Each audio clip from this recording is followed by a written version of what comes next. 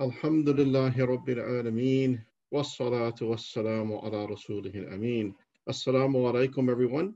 And thank you for taking time at the end of a long fasting day to spend a few minutes with us. I'm here at the request of Sami, and only because he's one of my favorite nephews that I said yes. So if you have any difficult questions today, I'll be passing them on to him to answer. So he agreed to that at the beginning. But inshallah, what I wanted to do was to spend a few minutes today, since we're in the month of Ramadan, to spend a few minutes thinking about why is it that we fast? Why is it that we're giving up our food, our drink, time with our spouses, that we're giving up and trying to control our tongues, that we're doing all of this for a very long period of time every day? So what is it that we understand about fasting as Muslims? What can we take from the traditions of those that came before us? And how do we understand this month and the importance of our fast, and hopefully to provide some insights for us from what Allah subhanahu wa ta'ala and the Prophet sallallahu alaihi wasallam taught us about this month. So قال الله تعالى في القرآن المجيد أعوذ بالله من الشيطان الرجيم بسم الله الرحمن الرحيم يا أيها الذين آمنوا كتب عليكم الصيام كما كتب على الذين من قبلكم لعلكم تتقون. So in Surah Baqarah, Allah subhanahu wa ta'ala gives us some insight into why we fast. So in this verse, he tells us, O you who believe, fasting is prescribed for you, as it was prescribed for those before you, so that you may acquire taqwa. And so for us to really spend a little bit of time thinking about what does this verse really mean for us, we need to appreciate who were those people who fasted before us and what were some of those circumstances. So one of the stories that our teachers would often point to in understanding this verse was the story of Zakaria alayhi salam. So Zakaria alayhi salam was a Nabi of Allah, and he was the uncle of Maryam alayhi salam. And so Zakaria played a very pivotal role in the history of prophets, himself being a prophet, but also his sensitivity to his environment and his appreciation and understanding of a time, a special time and a special place, and how to make dua and how to approach Allah subhanahu wa ta'ala in those special times and places. So in Surah Al Imran, Allah subhanahu wa ta'ala describes this story of Zakaria alayhi salam, and he was the guardian for Maryam alayhi salam, his niece, as Maryam used to stay in the temple. And Maryam alayhi salam would stay in the temple and she would worship Allah day and night she would worship, and he was her caretaker as her uncle, and he would keep an eye on her. And from time to time he would check in on her, and when he would check in on her, he would, to his amazement, notice that she would have food and provisions with her, and particularly that she would have fruits that would come to her. And so he would ask her, where did this come from? Because he knows that him as her guardian, he didn't deliver these to her. So he was curious, how did this come to you? And her answer is that this is from Allah, and Allah can give without any accounting, without any hisab. And Zakaria alayhi salam, being a Nabi himself, appreciated that some of the fruits that were given to Maryam alayhi salam, that some of those fruits, that even the fruits that were given were out of season. So we have seasons, right? We know that there are certain times of the year where we get mangoes and certain times of the year where we get grapes, and different fruit come to us at different times of the year because they're seasonal. But these provisions that Allah subhanahu wa ta'ala would give directly to Maryam alayhi salam, they would come out of season. And so he understood that seeing a fruit come out of season and that this was being given directly by Allah, this was a very special place and a special time. But he recognized that. He was aware of his environment, and he recognized this was a very special time. So what did Zakaria alayhi salam do? Right? He didn't ask Maryam, can I have some of this? Right? He didn't get greedy. He didn't ask, why didn't Allah give me this? But instead he said, let me make dua to Allah for something that's also out of season. So what was his dua? He said, قَالَ رَبِّ حَبْلِ مِن لَّدُنْكَ ذُرِّيَّةً طَيِّبَةً إِنَّكَ سَمِيعُ الدُّعَاءِ. Oh my Lord, bestow upon me out of your bounty a good child. Now, understand that at this time in Zakariya's life, he's an old man. But Allah subhanahu wa ta'ala had not blessed him with a child in his life.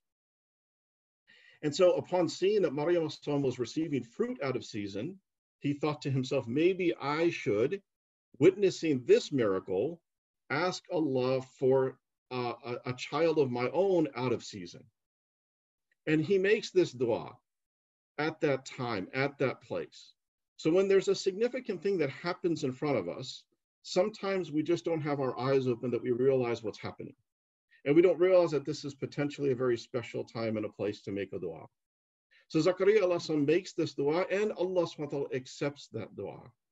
And he grants him a child. And that child is none other than Yahya alayhi salam, also a Nabi. And Yahya also being the predecessor of the miraculous birth of Isa alayhi salam. So all of these things are connected. And so again, Zakaria, upon receiving this news that he's going to receive a child, this enormous ni'mah from Allah, he asks Allah for a sign, basically asking Allah for something that he could do out of gratefulness to Allah for this tremendous ni'mah that Allah has bestowed upon him. And so Allah subhanahu wa ta'ala presents him with this advice, and he tells him not to speak for 3 days except with signs, with your hands. So this is an example of a tremendous ni'mah that when it comes, that the response of the Nabi, of the prophets, alayhim salam, would be to ask Allah, how do I show my gratefulness to you? And one example in the case of Zakaria alayhi salam was that he was asked to fast for those 3 days, and his fast was fast of the tongue. So he had to hold his tongue for those 3 days and only speak to people through symbols, through signs, with making hand motions. So again, how is this relevant to us? Well, when Allah subhanahu wa ta'ala is explaining fasting to us, he wants us to look to the examples of those before us so that we can understand what are the times and places where people fast. So what we understand from this story is that when there is a tremendous ni'mah that comes from Allah, that we appreciate it. And one of the ways that Allah subhanahu wa ta'ala has us show our appreciation as human beings is to fast. And that fast can take different forms from the prophets before us. So now with this background, with this understanding of how prior people and how prophets of the past understood what fasting was about and how fasting was related to Allah's ni'mah, then we understand in more specificity what is the fast of Ramadan about. So Allah continues in Surah Baqarah. أعوذ بالله من الشيطان الرجيم. شهر رمضان الذي أنزل فيه القرآن هدى للناس وبينة من الهدى والفرقان فمن شهد منكم الشهر فليصمه ومن كان مريضا أو على سفر فعدة من أيام أخر يريد الله بكم اليسر ولا يريد بكم العسر ولتكملوا العدة ولتكبروا الله على ما هداكم وَلَعَلَّكُمْ تَشْكُرُونَ. Sadaqallahu al-Azim. So in this verse, Allah tells us very specifically why do we fast in Ramadan. And he informs us that the month of Ramadan is the month in which was revealed the Quran. So in very simple terms, it's very important for our children and for ourselves to appreciate that we don't just that Ramadan is not the month of fasting. That Ramadan is the month in which we fast, but we fast in order to thank Allah for him revealing the Quran. So I'll say that again. Many times when people ask us, what is the month of Ramadan? Our quick answer is Ramadan is the month of fasting. But Ramadan is the month of fasting, but that fasting has a purpose. And that purpose is to be grateful to Allah, to show our gratefulness to Allah for him sending this tremendous ni'mah of the Quran. So again, without that appreciation, we may not understand why we are advised and why within our tradition, we do so many of the things we do during Ramadan that attach ourselves to the Quran. So this verse continues. The month of the Quran is the month in which the Quran was revealed, a guidance for mankind, and clear proofs of the guidance and the criterion between right and wrong, the Furqan. And whosoever you is present, let him fast that month. And whosoever of you is sick or on a journey, let him fast the same number of other days. And Allah desires for you ease. He does not desire for you hardship. And He desires that you should complete the period and that you should magnify Allah. Literally make takbir of Allah, which is what we do on Eid, right? That we make Allah big, that we magnify Allah for having guided you, and that perhaps you may be thankful.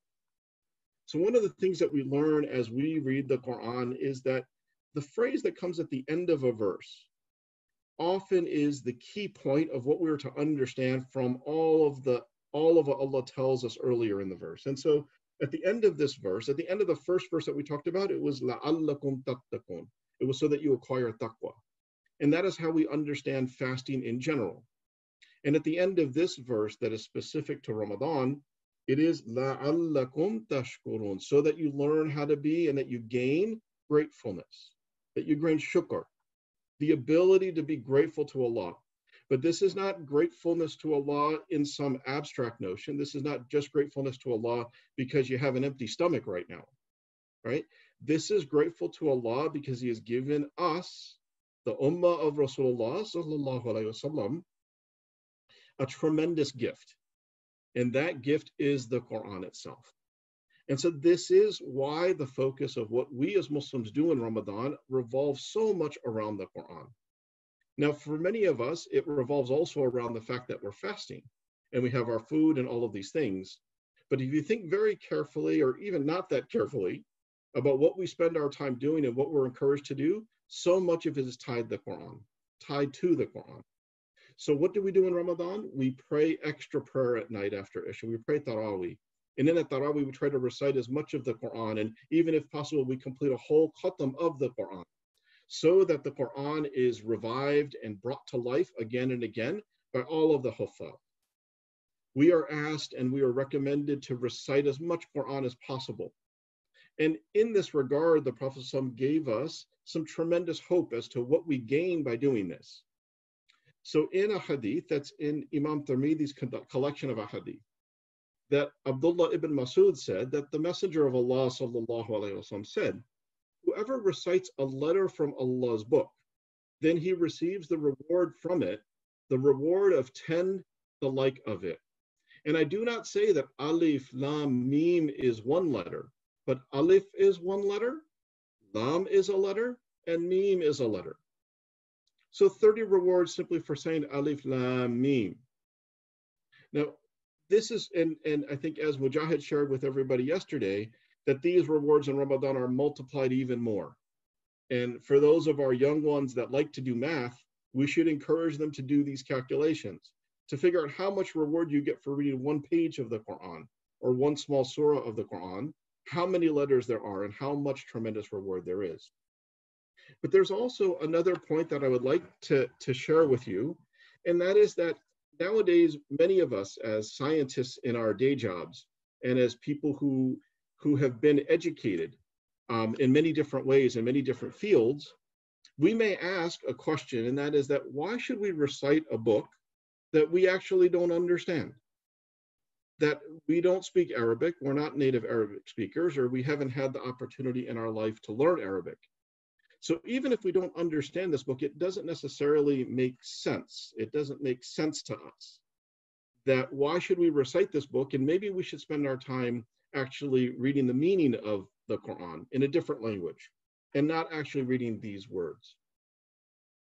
So again, this is not an idea that's new to us or to our generation or to generations recently.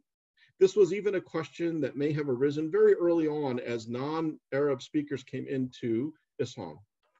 And this hadith that I just shared with you provides us, I think, a very critical understanding, a very critical appreciation that the Quran is not like other books. That these are Allah's words, that this is Allah's kalam. So when the Prophet ﷺ is given an example of how the reward for the Quran is given, the example he uses is alif lam mim. Now, whether you're an Arabic speaker or not an Arabic speaker, or you know Arabic or you don't know Arabic, no one claims that they know what alif lam mim means. So my dear family and my dear brothers and sisters, sometimes when it comes to what we do to help our heart attach ourselves to Allah, it is not about what we think.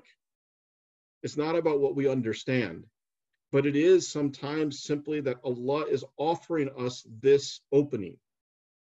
And instead of outthinking ourselves into thinking that we know too much, maybe sometimes we should be a little bit more humble about the whole thing and simply take the advantage of what the Prophet ﷺ has offered us. And so the beauty is that this reward is for anyone, whether you believe, whether you understand Arabic or not, that reward, or you understand what you're reading or not, that reward is there. And this is critically important for us so that we don't shy away from the idea of encouraging ourselves and our families from reciting the Quran, and reciting the Quran often, and learning how to recite the Quran well. There is no doubt that there is tremendous reward in trying to study the Quran and trying to gain and understand the guidance that Allah provided us. And again, I'm not suggesting that we shouldn't do that. But in almost every instance, what you will find in life is that those people who spend their time learning the Quran are also those same people who spend their time reciting the Quran. And the more that people recite, the more you will have the impetus and the feeling that you want to learn more about this tremendous ni'mah, this thing that Allah has given us in the Quran. So we can move from now appreciating that Ramadan is the month of the Quran, that there is tremendous reward and tremendous ability for us to grow closer to Allah by reciting His words. And it is, again, an appreciation that when we learn about gratefulness, this la'allakum tashkurun, this idea of learning to be grateful, a big part of that gratefulness is also for us to appreciate that the reason that we are able to recite these kalam of Allah, that these words of Allah, that we have that ability with the ease of our tongue, without necessarily suffering anything, right? Without having any difficulty, that we can recite these words, is because Rasulullah sallallahu alaihi wasallam carried that weight for us. So we see in other stories that when the Sahaba, there were stories where the Prophet sallallahu alaihi wasallam would be leaning on them, resting his head on their leg at the time that wahi would come to him. And they relate that the weight that the wahi would have at that moment as it was being given to the Prophet sallallahu alaihi wasallam, they felt like their leg was going to break.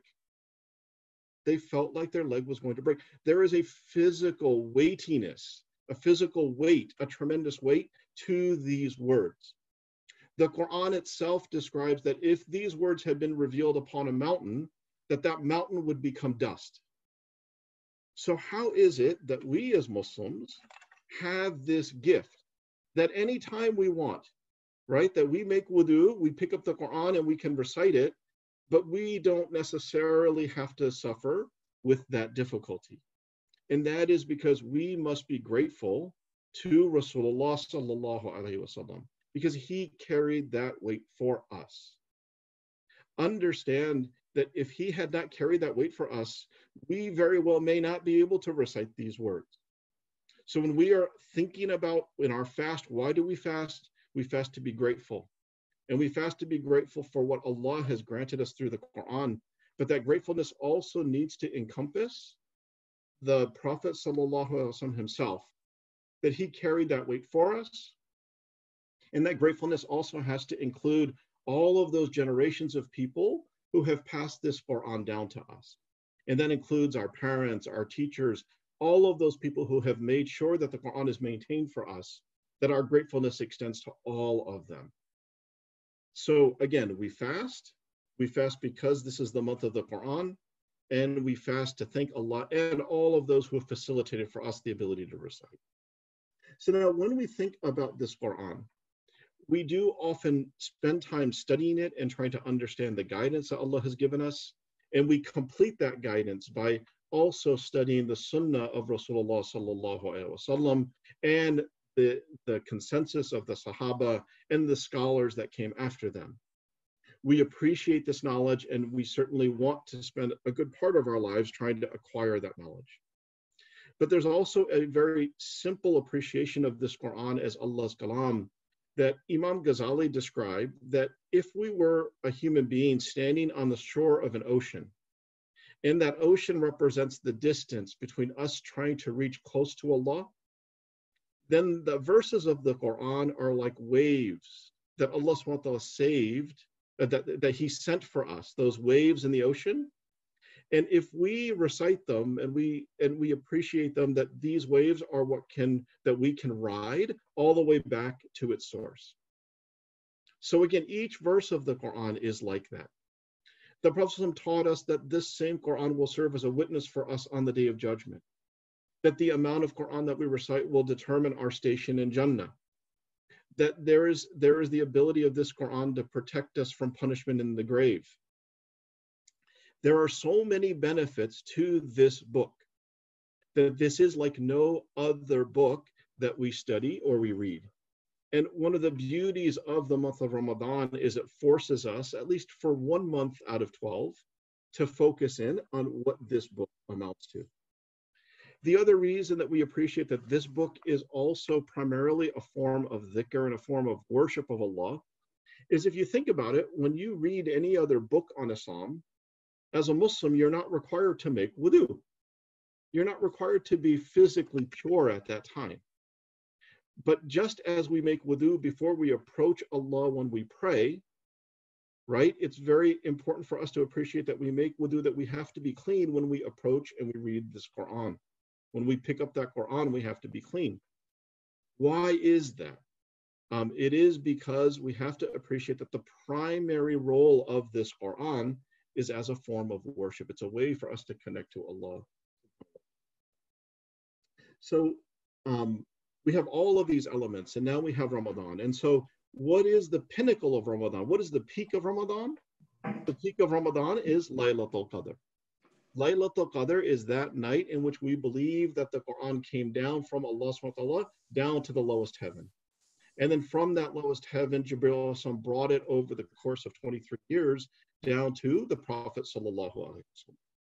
So in that tremendous night, when this book comes down, that is a time and a place for us to make dua.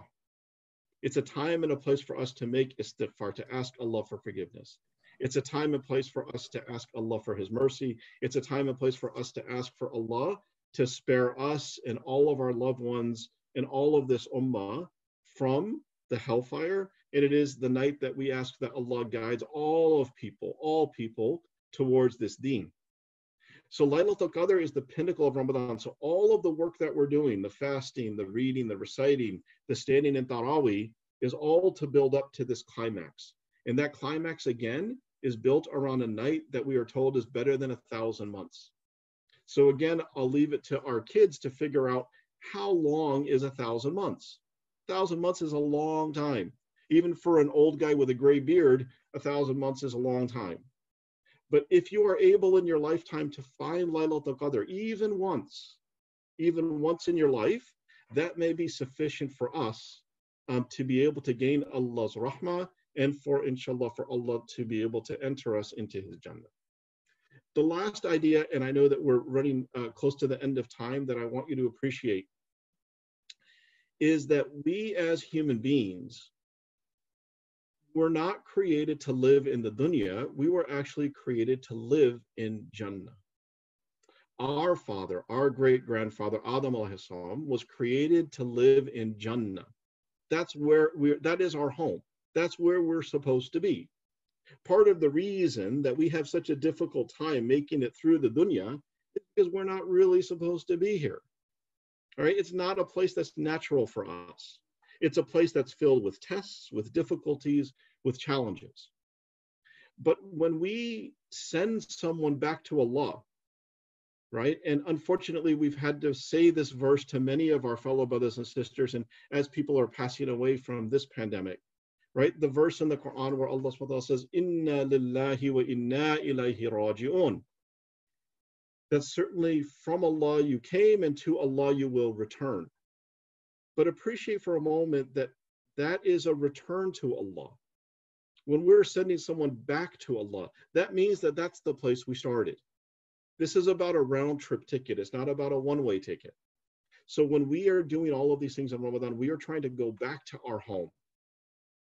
So again, my simple advice for us is that when we teach our children about Ramadan, that we cannot teach them about Ramadan as a month of fasting. We must teach them that Ramadan is a month in which we fast in order to thank Allah for the Quran. And in this month, in addition to our children fasting, try our best to encourage them and encourage ourselves to become even more attached to the Quran. That a day that goes by where we don't recite the Quran, that should feel to us like an incomplete day, like a day in which we missed out on something. So again, just in summary, we started with the story of Zakaria alayhi salam and his appreciation as a Nabi of time and place. That when something amazing happens in front of us, we should appreciate that time and place and make a dua that is relevant to that time and place, as he did in his asking Allah for a child. And then we extended that to understanding how the Quran describes Ramadan and how Ramadan is attached to the Quran, and how when we learn to be grateful through this month, that gratefulness must extend not only to Allah subhanahu wa ta'ala, but to the Prophet sallallahu alaihi wasallam, through whom this Quran comes to us, and all of our forefathers and foremothers who brought forward this Quran and taught us these letters. And to appreciate that reciting the Quran, even without quote unquote understanding the Quran, has tremendous benefit, and that it is time very, very well spent. So maybe with that, Sami, I'll end here, and I'm happy to take any questions. And if the questions are particularly difficult, I'll move them to you. MashaAllah, that was incredible. Thank you. Okay, everyone. So right now we are allowing everyone to join in and ask their questions. I can already see Nizam uncle right here. He wants to ask the question. So, Assalamu alaikum. Wa alaikum assalam. Alhamdulillah, you had a great speech for us. Alhamdulillah, regarding Ramadan, how we appreciate, how we show us our gratefulness. Alhamdulillah, that's a great speech that you have given to us. My question is, la'allakum tattaqun, this ayat that relates to Ramadan. So the actions in Ramadan, the fasting we do, Taraweeh, reciting Quran, all these things, how this action is related to taqwa and consciousness of God. Can you explain physical and spiritual in both sides? MashaAllah, it's an excellent question. So what we have been taught about this concept of la'allakum tattaqun, when we look at what the Prophet ﷺ advised us to do during the fast, that the fasting itself is where we acquire this taqwa, this awareness of Allah. So on a given day, we have to watch when we're fasting. The Prophet ﷺ cautioned us, and there are numerous stories about being careful with our tongue. So that, again, is being cognizant, being aware that Allah is watching us all the time. When we're not drinking, not fasting. The other day at my desk on Friday when we started fasting, I had a leftover drink, and I almost reached over to take it and drink it. And then I had to pause for a minute to remind myself that I was fasting, that out of obedience to Allah, right? Nobody would have seen me, right? Fasting is one of those things that's quite easy to cheat. So without anyone seeing me or anybody knowing, we're aware that there is someone else, that Allah subhanahu wa ta'ala is always watching us. And so again, that raises our awareness of who Allah is and that He's there all the time. When we make a choice to give up sin, this is a month in which we try our best to avoid, and obviously we try to do this all the time, but especially in this month, it's critically important that we try to avoid any kind of sin. So we kind of minimize watching things that are not so good on TV or on our phones, or we try to spend our time doing good things. Again, that's all in the process of us developing taqwa. For us, right, taqwa is this idea that we actually have an element of fear that we may disobey Allah subhanahu wa ta'ala, that we may actually commit a sin. And so the practice of conscientiously avoiding sin all day, treading carefully, perhaps not speaking as much as we normally do, um, all of those things lend themselves in general. So that the idea of acquiring taqwa is really through the fasting itself. And so la'allakum tattaqun is attached to that first verse that we talked about today, where we're talking about fasting in general. And the la'allakum tashkurun is really attached to Ramadan specifically. So we gain both. There's no question that we gain both of those things in Ramadan. I hope that at least begins to address your question. Alhamdulillah, yes. All right.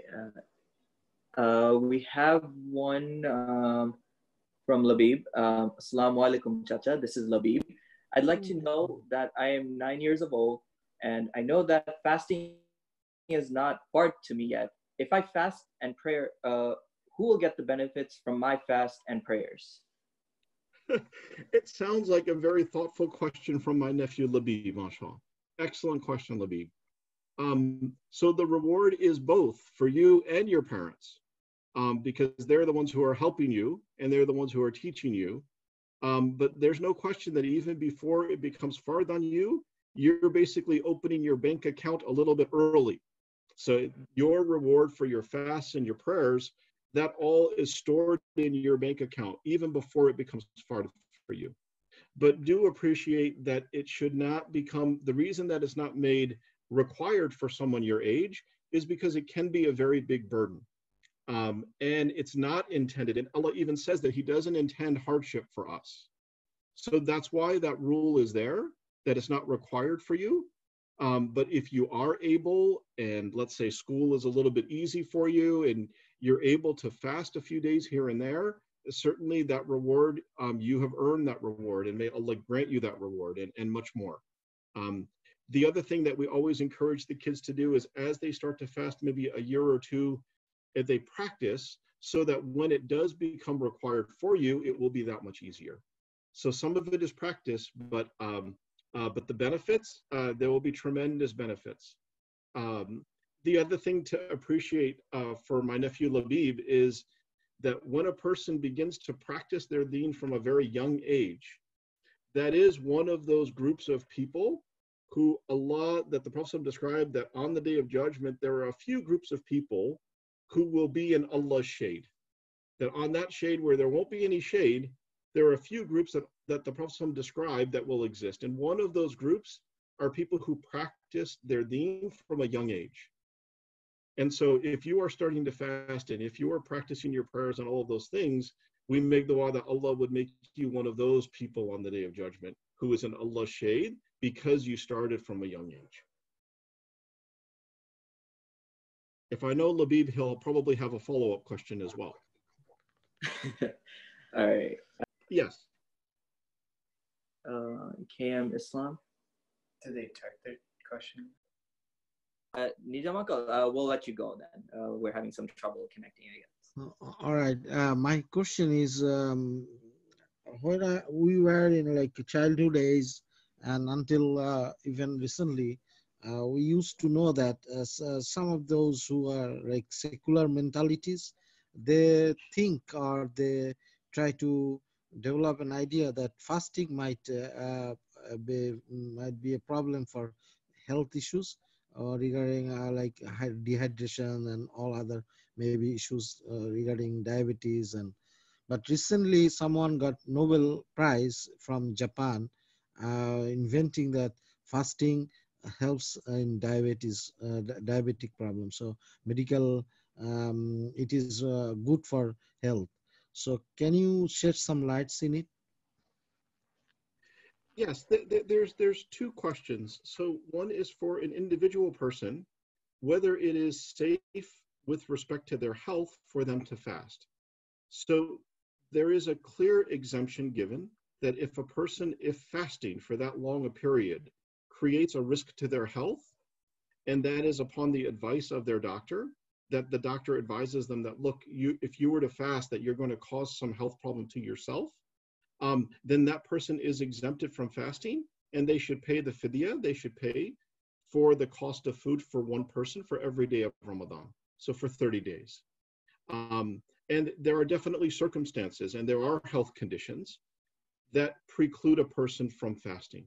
So one example would be a patient who is a very serious diabetic who needs to eat, let's say, every 3 or 4 hours because of their insulin treatment.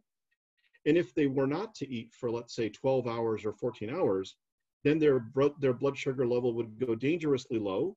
And for that person, the deen has already given us the answer, and that is that that person should not fast. And if they're doing it to the detriment of their health, there's not barakah in that. And in fact, the barakah is in following the directions of how the Prophet ﷺ dealt with these types of issues. In a broader sense, the idea of is there some physical benefit to fasting in general?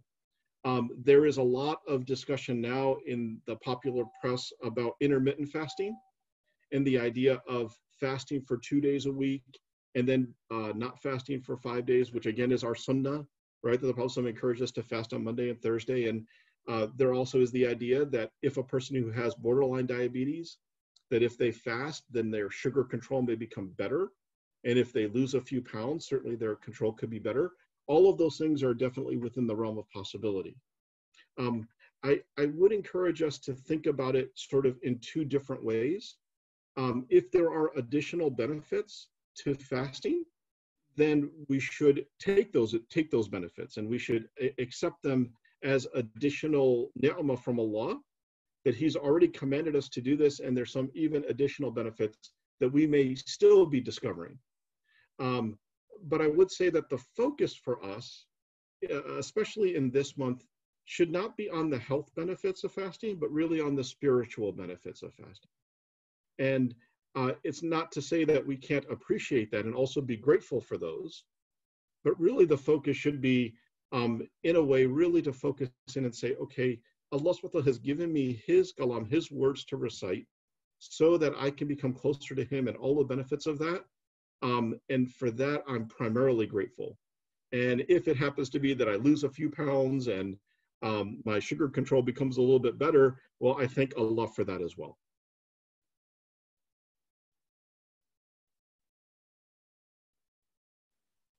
Jazakallah khairan. Okay, so is there anybody else that has any more questions?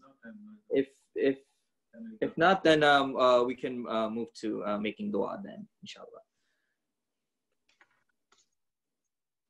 I think we should be okay, yes. Okay, then so we'll make some dua now, inshallah. Alhamdulillahi Rabbil Alameen, wassalatu wassalamu ala rasulih ameen. Allahumma salli ala Muhammad wa ala ali Muhammad, kama sallaita ala Ibrahim wa ala ali Ibrahim, innaka Hamidun Majid. Allahumma barak ala Muhammad wa ala ali Muhammad, kama barakta ala Ibrahim wa ala ali Ibrahim, innaka Hamidun Majid. Rabbi irhamhuma kama rabbayani saghira. رب اجعلني مقيم الصلاة ومن ذريتي ربنا وتقبل دعاء ربنا اغفر لي ولوالدي وللمؤمنين يوم يقوم الحساب ربنا ظلمنا أنفسنا وإن لم تغفر لنا وترحمنا لنكونن من الخاسرين ربنا لا تزغ قلوبنا بعد إذ هديتنا وهب لنا من لدنك رحمة إنك أنت الوهاب ربنا آتنا في الدنيا حسنة وفي الآخرة حسنة وقنا عذاب النار. O Allah subhanahu wa ta'ala, please shower your blessings and your rahmah and your maghfirah and your deliverance from hellfire for all of us in this month of Ramadan. O Allah subhanahu wa ta'ala, please lift this scourge of the coronavirus from us and please give us the patience to deal with this test.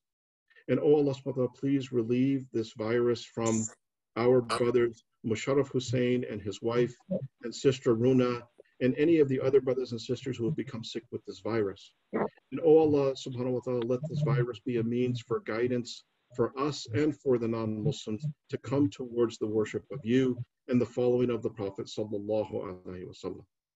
ربنا لا تؤاخذنا إن نسينا أو أخطأنا ربنا ولا تحمل علينا إصرا كما حملته على الذين من قبلنا ربنا ولا تحملنا ما لا طاقة لنا به واعف عنا واغفر لنا وارحمنا أنت مولانا فانصرنا على القوم الكافرين.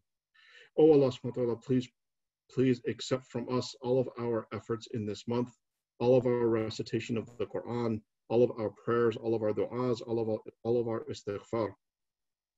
And oh Allah subhanahu wa ta'ala, please allow us to live through this month to be able to see and to experience Laylatul Qadr.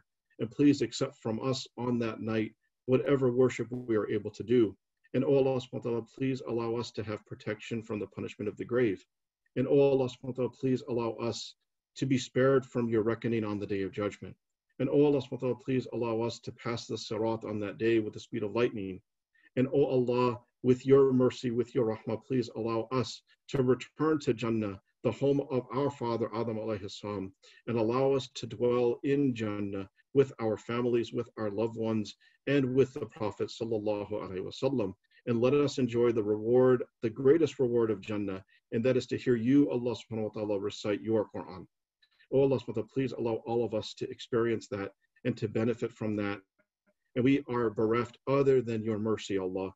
And we ask of you and beg of you to give us and to shower us with your mercy, and to make this time a time of reminder for us and allow us to benefit from it.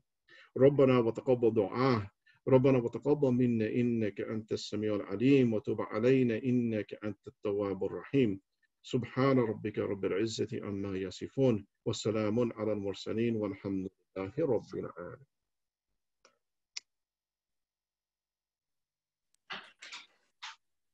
Thank you so much for your time, Ahsan Mama. We really appreciate you coming in and giving us this wonderful speech. If anybody else has any more questions, just email us at learnfromramadan@gmail.com. It's learnfromramadan@gmail.com. We'll try to answer as much questions as we can and get back to you soon. So thank you again, Ahsan Mama, and thank you for everyone that came to listen. So everyone take care and assalamu alaikum. Wa alaikum salam. Jazakallah khairan.